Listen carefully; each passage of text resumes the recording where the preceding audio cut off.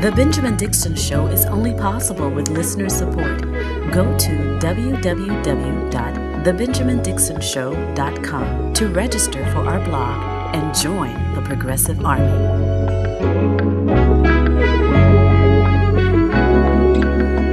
Today is Tuesday. It is August 25th, 2020. Thanks so much for joining me.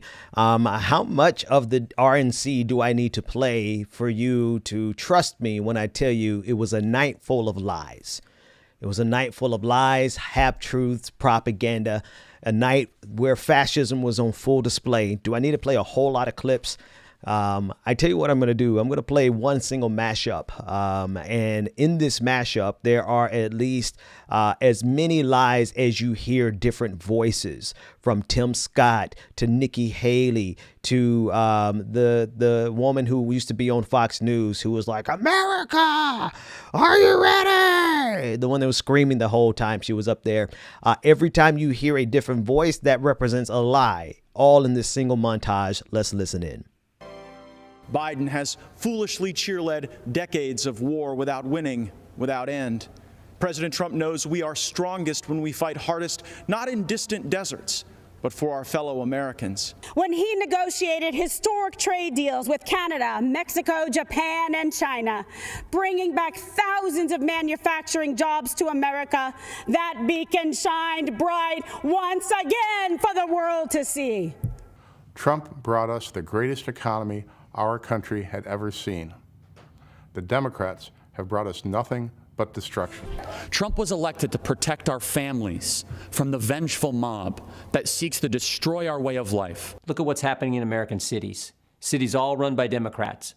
Crime, violence, and mob rule. The Woketopians will settle for Biden because they will make him an extra in a movie written, produced, and directed by others. They'll disarm you, empty the prisons, lock you in your home, and invite MS-13 to live next door.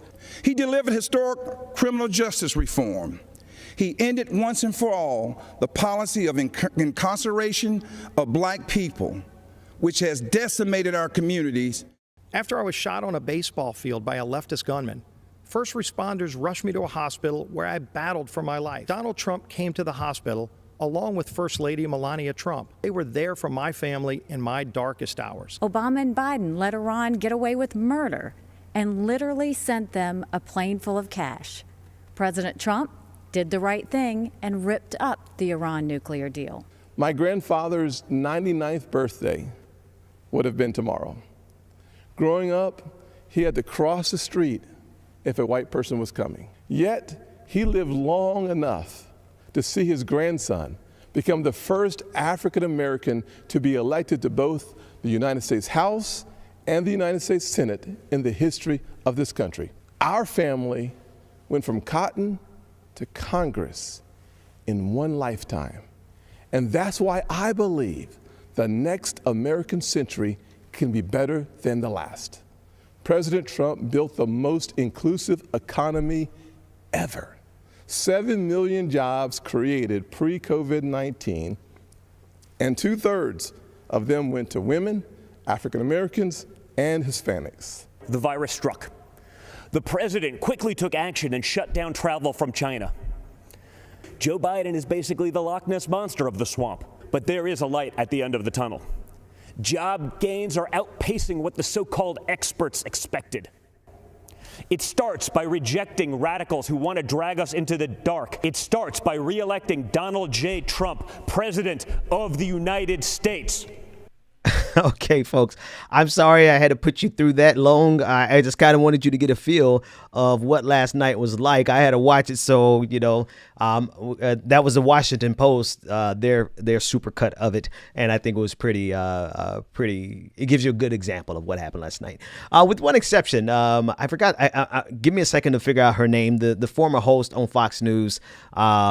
She really went full fascist last night, like full, pounding of the podium, kind of the lectern thing. But before I get to that, I do want to just point out how we live in parallel worlds.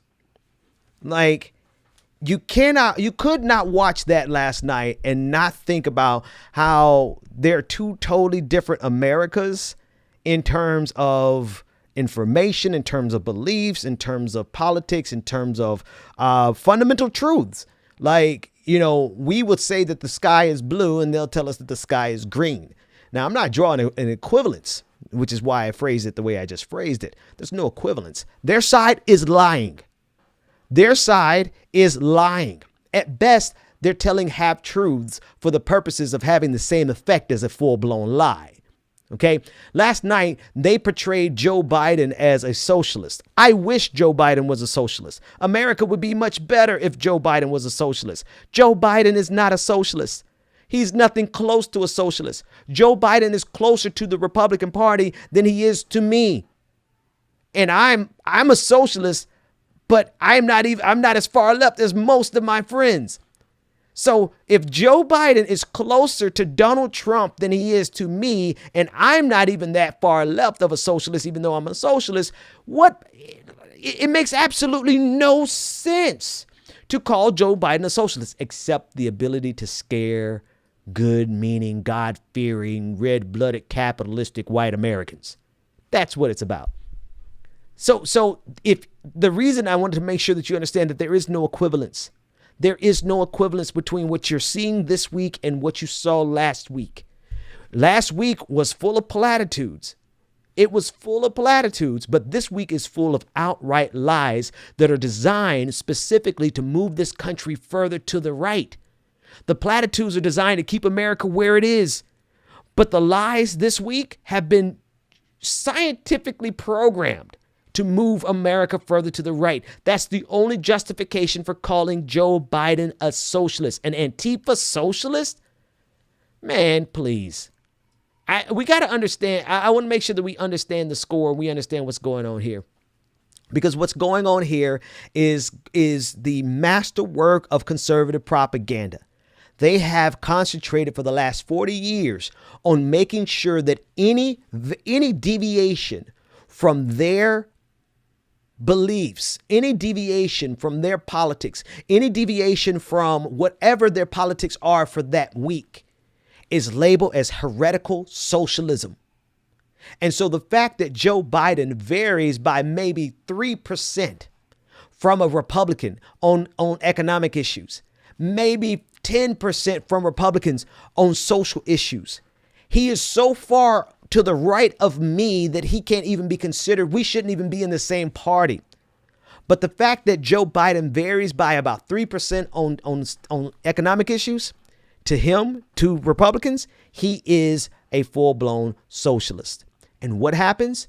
They keep capitulating to Republicans and they keep trying to tell, no, we're not. We're not actually socialists. We're not the bad guys. We're good capitalists. And what happens? America continuously moves to the right. But we're so far at the edge of conservatism. We're so far to the right that the only place to go is the full embrace of fascism. And that's what you saw last night. Last night, you saw American fascism on display.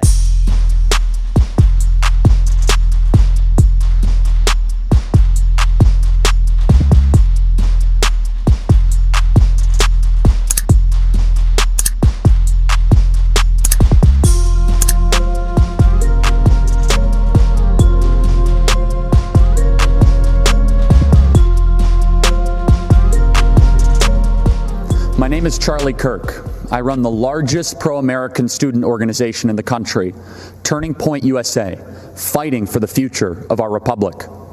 Speaking to you in my personal capacity tonight as a 26-year-old, I see the angst of young people as well as the challenges facing new parents. I am here tonight to tell you, to warn you, that this election is a decision between preserving America as we know it and eliminating everything that we love. All of this changed dramatically in 2015 when a billionaire named Donald Trump put his own life of luxury on the line. From that moment he came down that famous escalator, he started a movement to reclaim our government from the rotten cartel of insiders that have been destroying our country.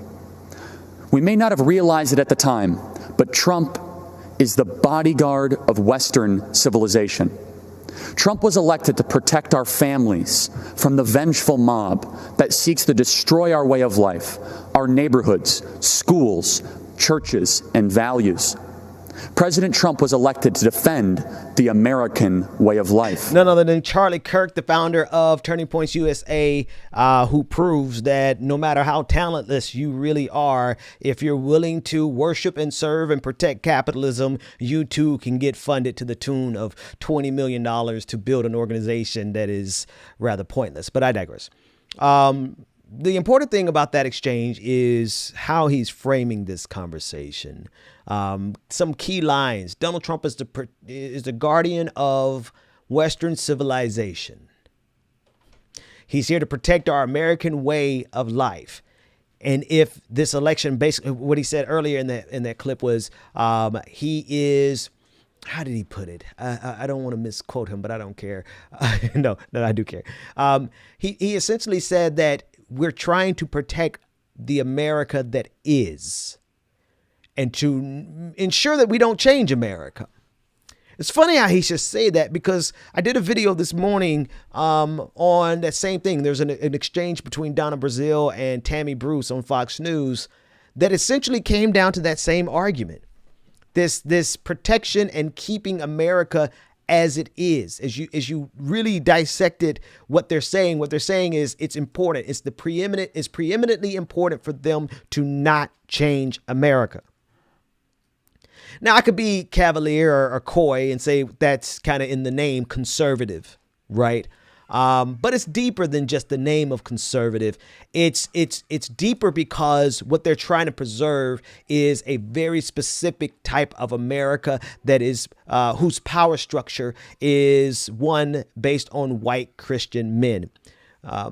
I've played that clip plenty of times, but I may as well play it for you here. Here's Bill O'Reilly explaining that America's power structure, that America is run by white Christian men. Sure. But do you understand what the New York Times wants and the far left want? They want to break down the white Christian male power structure, of which you're a part, and so am I. All right. So, I mean, like I said, I've played that clip at least 100 times on this show over the years, but I think it's important because that's the baseline that they are trying to protect. And it's very rare. That's the reason I keep playing a clip from 2009. It's very rare that you get anyone to admit what conservatives and Republicans in this country are really trying to protect. That it is the white male Christian power structure.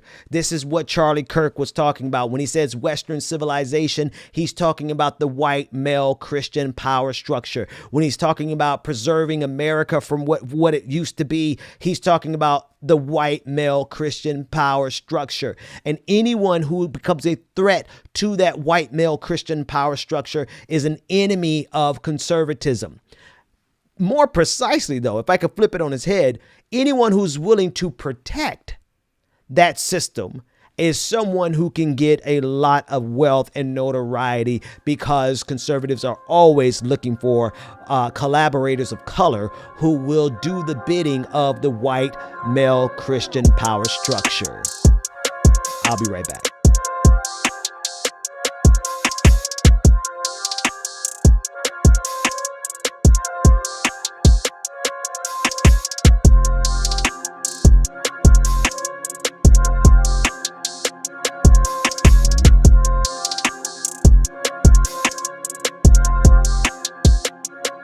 President Trump is the leader who will rebuild the promise of America and ensure that every citizen can realize their American dream. Ladies and gentlemen, leaders and fighters for freedom and liberty and the American dream, the best is yet to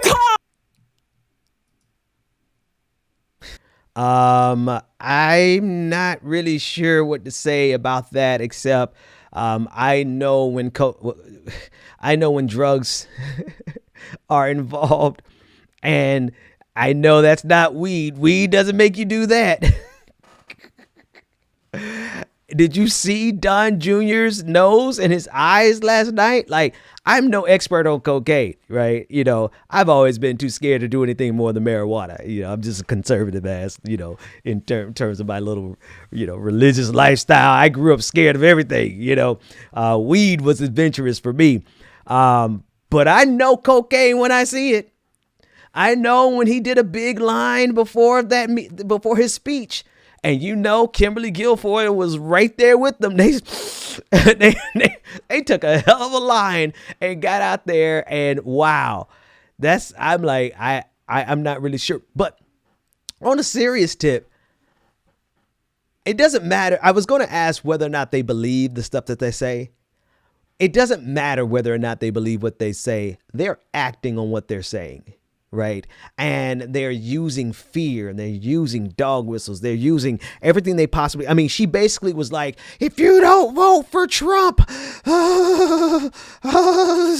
they're going to take you out back and execute all of you. But America's best days are yet to come. Like, you can't drink the Trump Kool-Aid and do cocaine at the same time, Kim. You got to do one or the other, or else you come off like Rita Repulsa from Power Rangers. Like, it was next level, man. But I honestly, if anybody should be afraid, it's us, because I'm sorry, this has to be removed from power. This is a level of political derangement and obsession and megalomania. It's like a confluence of so many different problems that, taken in isolation, it would be a problem. Like, to have leadership who snorts a line of cocaine before his big speech, that's a problem, right? But you add on top of that the thing that they're peddling is fear and propaganda and obsession. That compounds a problem. And all of the things that they're doing with this political power, trying to undermine people's ability to vote, that's a problem, right? And the fact that he's Donald, you add, forget about it. If you add all of the things that they have problematic together, they've got to go. They absolutely have to go. I am fascinated by how we all live in parallel universes. Right. I am. And again, I know I started the show off like that, but it's just on me to, they really believe, at least some of their followers really believe that they're on the right side. They really believe that the moral thing to do is to ensure that people don't get access to health care. It's like Rand Paul last week when he said he tried to make a moral case for people suffering, because if they don't suffer, then the recession won't end. Never mind the logical fallacies in that entire argument. It is the sociopathy, it's the lack of empathy that he feels is a moral stance. That's the problem. What we can look at soberly and with clear eyes and see is sociopathy, a lack of empathy, complete and total political derangement, they see as a virtue. It's the same thing. The way I look at greed, the way most of us look at greed, and we see greed and we see the problems that it creates, and how it has created a system where homelessness doesn't have to exist, but yet it exists because of greed. They see greed as a virtue. We see it as a vice. It's like the moral polarities have been reversed. Like it's like what we see as noble and just, they see as criminal and wrong and immoral and unjust. Where we see protesting on behalf of Black lives against the police state, we see that as the greatest expression of patriotism. They see it as un-American. We live in two totally different existences. And it's not because the material and tangible factual truths are different. It's because they are so invested in protecting America from changing at all that there's no amount of lies that they won't embrace, propaganda that they won't spew, a bigotry that they won't revel in, fear that they won't monger, right? There's no limit to where they will go in order to preserve America for those white Christian men, that power structure. and the women who love them, right? It's not just the white Christian men, but it's the women and everyone, and the collaborators of color who love them. There's nothing that they won't do. And because it has been necessary in order to protect this hermetically sealed bubble of madness, of political madness, we've seen them embrace an alternate universe where up is down and down is up, where vice is a virtue and where virtues are vices. This is the twisted world of the conservative consensus. The Benjamin Dixon Show is only possible with listener support. Go to www.patreon.com/The BPD Show and get twice the content and unfiltered interviews without any of the commercial interruptions.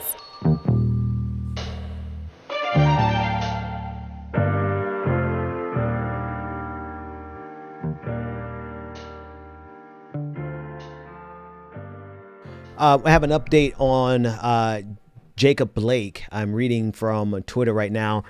This is from attorney Benjamin Crump. He said it is confirmed that Jacob Blake is currently paralyzed from the waist down, and he's praying that it's not permanent. I have already run into so many people who have taken the occasion to justify the shooting. And the only way they can justify the shooting is by digging into Jacob Blake's past and showing that he had a criminal record. It's par for the course. We see this all the time. There's a level of dehumanization that takes place anytime there is a police shooting of a black person, because that dehumanization is necessary in order for them, for conservatives, generally white conservatives, white aggrieved conservatives, and the collaborators of color who love them, in order for them to protect that hermetically sealed bubble of political derangement. They have to dehumanize us to the lowest extent. They have to make sure that every single person who was ever killed by a police officer is viewed through the lens of criminality. No matter if it's entirely impossible for those police officers to have known anything about this man's past at the time that they pull the trigger. No matter how illogical that is, right? For us to say, well, and I've seen people, hell, somebody try to do that to me. Now that I think about it, I actually had a so-called progressive try to do that to me. But I digress. This is not about me. Let me leave my grievances alone. But people, when their power is threatened, there's no amount of disingenuousness that they won't engage in order to protect their power. And in this case, they define their power by how much they're able to stifle and stop the Black Lives Matter protest against the police state. That's the critical thing here. They define their personal power as their ability to keep the protest against the police state from ever gaining traction across the country. So you have to ask yourself the question, why then do aggrieved white conservatives and their collaborators of color associate their power with, or associate the Black Lives Matter protests against police brutality as a threat to their power? That's because the police state insulates them. The police state serves them. There's a picture that's going around the internet. I don't remember the city, but you saw two sides of a protest. On one side, you saw white supremacists, literally white supremacists. This is not hyperbole. I mean, they were like part of a white supremacist organization. And on the other side, you saw Black Lives Matter protesters. In the middle, separating them, were the police. Who were the police facing? Were they standing off with the white supremacists, or were they standing off with the Black Lives Matter protests? Obviously, they were standing off facing and opposing the Black Lives Matter protesters. So the police agencies in this country serve a particular political ideology, and that is the political ideology of white male Christian men. I already said male twice, but you get the point. And so long as the police state serves that particular ideology and that particular segment, of course, aggrieved white people and white conservatives and the collaborators of color who love them, of course they will always see black protest as a threat to their power. And so in order to protect their power, there's no level of dehumanization that they won't engage in. There's no level of disingenuousness they won't engage in. There's no level of gaslighting they won't deploy in order to make sure that we are not a threat to their political power. With that, let's have a patron party. Go to www.patreon.com/the BPD show and get twice the content and unfiltered interviews without any of the commercial interruptions. And here we go. At this point in every single episode, I'd like to take a minute to thank the people who make the show possible, our patrons. Very special welcome to Brian Edwards. Thank you for becoming a patron. Jean-Yves Lafond. Thank you for becoming a patron. Farilda Billard. Oh, I'm so sorry. Thank you for becoming a patron. Wait a minute. Rachel Birch, thank you for becoming a patron. Doug Stevens, thank you for becoming a patron. And Ronnie Merritt, thank you for becoming a patron. You too can become a part of this prestigious and prodigious patron family by going to patreon.com/the BPD show, where you get twice the content, uncut, unfiltered interviews, none of the commercial interruptions, and you give me the ability to speak truth to power, whether the powerful like it or not, but better yet, power into the powerless, whether the powerful like it or not. You heard me? Welcome back to the Benjamin Dixon Show. Yeah. Visit us online at thebenjamindixonshow.com. Yeah. Take me out.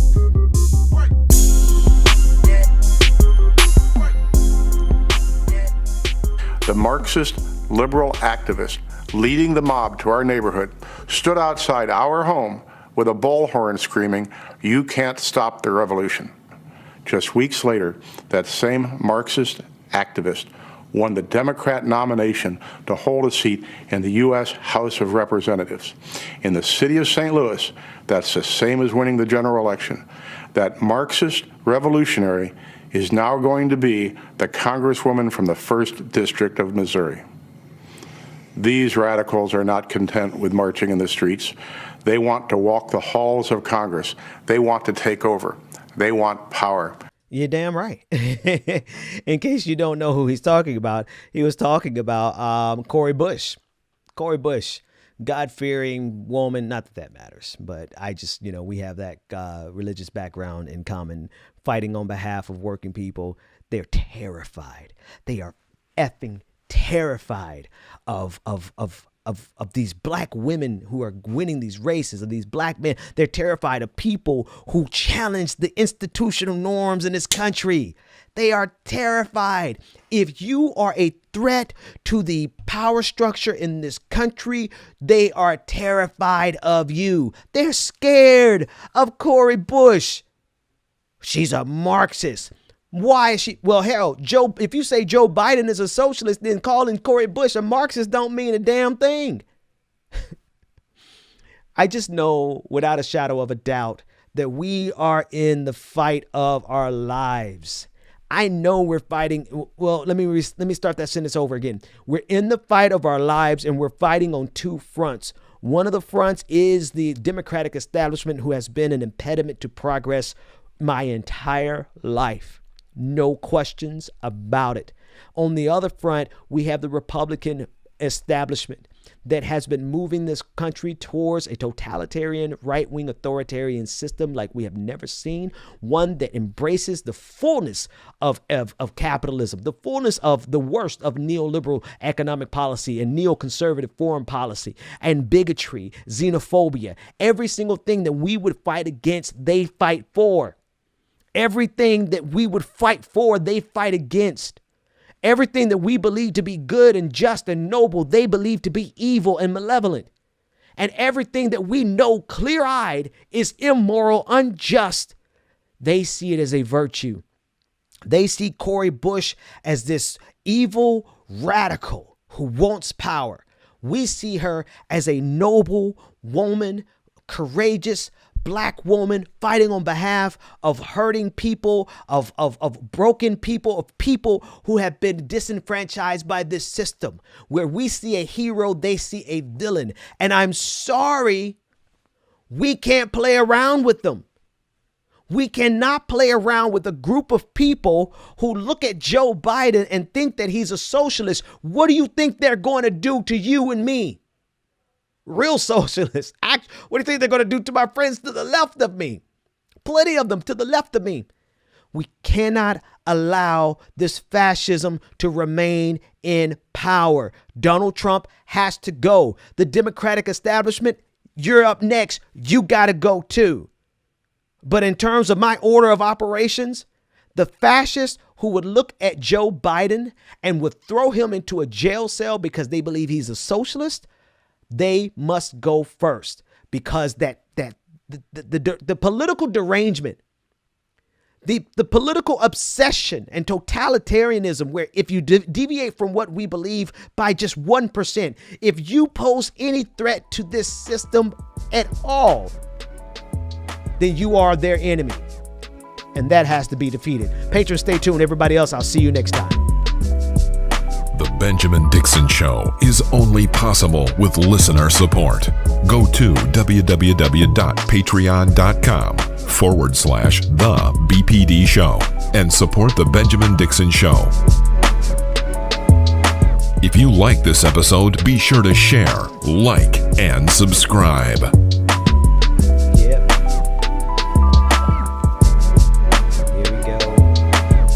All right, patrons, close the door behind you.